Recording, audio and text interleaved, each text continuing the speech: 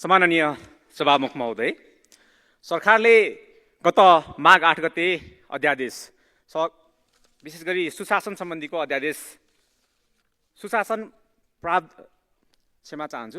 प्रावधान तथा सार्वजनिक सेवा प्रवाह सम्बन्धी केही नेपाल ऐनलाई संशोधन गर्न भनेर अध्यादेश ल्यायो र त्यसलाई प्रतिस्थापन गरेर प्रतिस्थापन विधेयक अहिले ल्याइएको छ।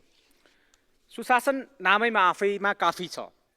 कानुनी शासन, पारदर्शिता, जवाफदेही, जिम्मेवारी र न्याय सुनिश्चित गर्ने प्रक्रिया नै सुशासन हो भनेर व्याख्या गरिराख्ने यहाँ आवश्यक छैन। हामीभन्दा कैयौँ अग्रज र धेरै राजनीतिमा भोटो फटाइसकेका माननीयज्यूहरू, त्यसमाथि पनि कानुन बनाउने प्रक्रियामा यति धेरै भूमिका खेलिसक्नुभएका माननीयज्यूहरूको अगाडि हामीले यसको विषयमा चर्चा गरिराख्नु त्यति धेरै उचित नहुन सक्छ। तर सरकार स्वयं आफैले सुशासन प्रवर्धन गर्नको लागि ल्याएको यो प्रतिस्थापन विधेयक अध्यादेशले आफै सुशासनको खिल्ली उडाइरहेको छ कि भन्ने आज भान बनाइरहेको छ। सरकार र सरकारका मन्त्रीज्यूहरू अदालतले दिएको आदेश हामीले कार्यान्वयन नगर्ने भनेर पदाधिकारीहरूले प्राप्त गर्ने सेवा सुविधाको विषयमा कानुन बनाउन यति चाँडो उद्धत हुन्छ, तर आफूले कार्यान्वयन गराउनु पर्ने र जनताको नागरिकको अधिकार उपयोग गर्ने पाटोमा चाहिँ कार्यान्वयन गर्ने पाटोमा कहिले पनि अगाडि बढेको देखिँदैन। म माननीय मन्त्रीज्यूलाई सोध्न चाहन्छु, सम्मानित अदालतले विदेशमा रहेका नेपालीहरूको मतदानको सुनिश्चितता गर भनेर दिएको आदेशको कार्यान्वयन कहिले गर्ने? झन्डै 22 लाखभन्दा बेसी नेपालीहरू आज विदेशमा श्रम बेच्न बाध्य छन्। विविध कारणले, बाध्यताले होस्, रहरले होस्, अध्ययनको लागि होस्, जेसुकैको लागि होस्, आजको परिस्थितिको कारणले त्यति धेरै नेपाली विदेशमा रहँदै गर्दा र ती नेपाली मतदान गर्न योग्य ती नेपालीहरू विदेशमा श्रम बगाउन बाध्य भएका ती नेपालीलाई सम्मानित अदालतले उनीहरूको मताधिकार सुनिश्चित गर भनेर दिएको आदेश चाहिँ कार्यान्वयन गराउने पाटोमा हामीले सोच्नुपर्छ। गर्ने यो विधेयक प्रतिस्थापन विधेयक ल्याउँदै गर्दा यसलाई जोडेर ल्याइन्छ होला भनेर त्यो पाटोमा कहीँ कतै पनि सोचिएन। संविधानको धारा 14ले गैर आवश्यक नेपाली नागरिकलाई नागरिकता प्रदान गर्ने भनेर संविधानमै यहाँहरूले बनाउनु भयो संविधान। हामी त्यही संविधानलाई टेकेर स्थापना भएका दल अर्थात् यो पुस्ताको राजनीतिमा उपस्थिति, त्यही संविधानलाई आधार बनाएर भएको उपस्थिति, त्यसैको आधारमा नेपालको नागरिकता ऐन 2063 को पहिलो संशोधन 2079 मा हामीले गैर आवश्यक नेपालीहरूलाई राजनीतिक बाहेक आर्थिक, सामाजिक र सांस्कृतिक अधिकार सहितको नागरिकता पाउने भनेर कानुन बनायौँ। यही सम्मानित सदनले बनाएको हो नि त्यो कानुन। त्यो कानुन अन्तर्गत रहेर गैर आवश्यक नेपालीले नागरिकता प्राप्त गर्न थालिसकेपछि त्यो नागरिकताको उपयोगिताको सँगसँगै हामीले नियमावली र अरू त्यसको कार्यान्वयनको पाटोमा संशोधन गर्नु पर्थ्यो नि, काम गर्नुपर्ने हो नि त। हामीसँग गैर आवश्यक नेपाली सम्बन्धी ऐन 2064 छ। त्यो 2064 त्यो ऐनले गैर आवश्यक नेपालीले प्राप्त गरेको त्यो कार्डको आधारमा उनीहरूलाई फ्री भिसा दिने भन्ने कुरा त्यतिखेरै लेखिएको छ।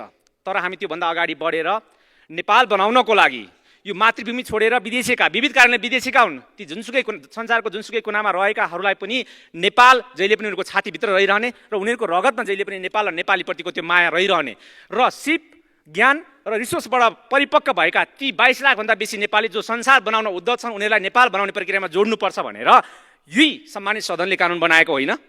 अनि ती नेपालीलाई नागरिकताको उपयोगिता सहित उनीहरूलाई रेड कार्पेट ओछ्याएर नेपाल बनाउने प्रक्रियामा जोड्नुको सट्टामा उनीहरूसँग डर किन मानिरहेको छ सरकार? म सोध्न चाहन्छु। माननीय मन्त्रीज्यू, आज यहाँले सरकार सम्हाल्दै गर्दा भोलि अरूले, आज हामी प्रतिपक्ष रहँदै गर्दाखेरि यो प्रक्रिया चलिरहेको छ। केही समय अगाडि यहाँले यसको विरोध गर्नुभएको थियो, केही समय पछाडि यही कुरा यहाँले बोकेर आउनुभएको छ। आज एउटा नयाँ आयाम सुरु गरौँ न। हामीले देश र जनताको पक्षमा कानुन बनाउँदै गर्दाखेरि, दीर्घकालीन असर पार्ने कानुन बनाउँदै गर्दाखेरि, यो यति हतारिएर कानुन बनाउँदै गर्दाखेरि यसले पार्ने असर कस्तो हुनसक्छ? विदेशी लगानी भित्राउनको लागि यति धेरै मरिहत्ते गर्दै गर्दाखेरि त्यो विदेशी लगानी भित्राउन नसक्दै गर्दाखेरि हाम्रो देशको आर्थिक उत्पादनको पाटोमा हामी निकै पछाडि परेका छौँ। तर ती नेपाली 22 लाखभन्दा बेसी नेपाली जो सिपले, रिसोर्सले र स्किलदेखि सबै कुराको पाटोबाट उनीहरू नेपालमा लगानी गर्न तयार छन्। म त भन्छु नेपालमा त्यति लामो समय बिताएर शरणार्थी भएर विदेशमा गएकाहरू पनि नेपाली मनसँग जोडिन चाहन्छन्। सम्भव हुन्छ भने कानुन बनाएर उनीलाई पनि नेपालसँग जोड्नु न भन्ने पाटोमा सोच्नुपर्ने बेलामा आफ्नै नागरिकलाई भिसा दिने कुरा गर्दै गर्दाखेरि लाज लाग्दैन र हामीलाई? त्यसकारण यसलाई हजुरहरूले स्वीकार दिनु भएन, यो संशोधनको पाटोमा हेरिदिनु भएन भने हाम्रो गम्भीर आपत्ति रहनेछ। र अर्को कुरा चाहिँ 3 करोड नेपालीको डाटा कोसँग रहन्छ आज? हामी जब सुशासनको पाटोमा सुधार गर्ने पाटोमा सरकारले ल्याएको यो विधेयकमा राज्यको सुशासनको पाटोलाई प्रविधिसँग जोड्ने कुरामा हामी सराहना गर्छौँ यहाँको माननीय मन्त्रीज्यू। तर आजको दिनमा यो डिजिटल युगमा ग्लोबल भिलेज भएको संसार ग्लोबल भिलेजमा परिणत भएको अवस्थामा जोसँग डाटा छ उही शक्तिशाली होइन र?